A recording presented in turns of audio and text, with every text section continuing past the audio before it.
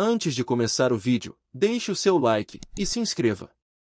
É comum que muitos meninos, e até meninas, se peguem imaginando como seria viver em outras épocas, quando a sobrevivência parecia mais direta e intensa do que hoje.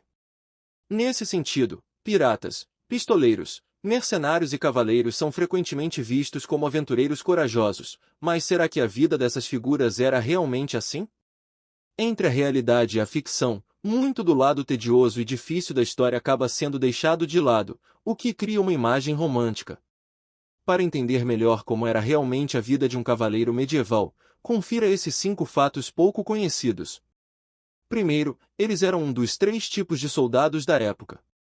Junto com os soldados comuns, que lutavam a pé, os cavaleiros se destacavam por usarem armaduras, frequentemente brilhantes, para criar um efeito imponente, e por estarem sempre montados a cavalo. A própria armadura era um fator importante, pois, em um combate no solo, tornava o cavaleiro muito mais lento em comparação com quem usava roupas leves. O terceiro tipo de soldado eram os arqueiros, especialistas em ataques à distância e não em lutas corpo a corpo.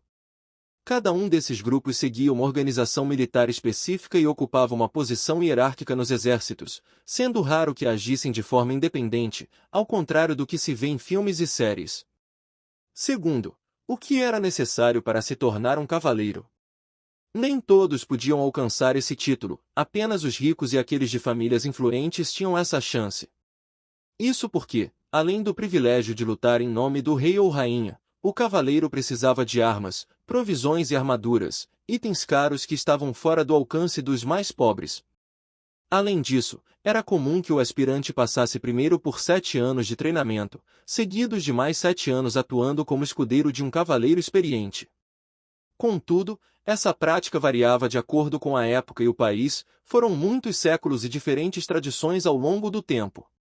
Terceiro, o conceito inicial de cavaleiro, distinto das lendas de Arthur e da Távola Redonda, surgiu por volta do ano 700, sob o reinado de Carlos Magno, rei dos francos, e envolvia soldados destinados a servir como guardas reais. Quarto, os cavaleiros eram recompensados com terras, o que preservava sua riqueza. Além da honra e do poder político que conquistavam, eles lutavam por grandes recompensas, como ouro e terras. Carlos Magno, por exemplo, concedia terras aos cavaleiros mais destacados, mas em troca exigia que estivessem sempre prontos para servi-lo.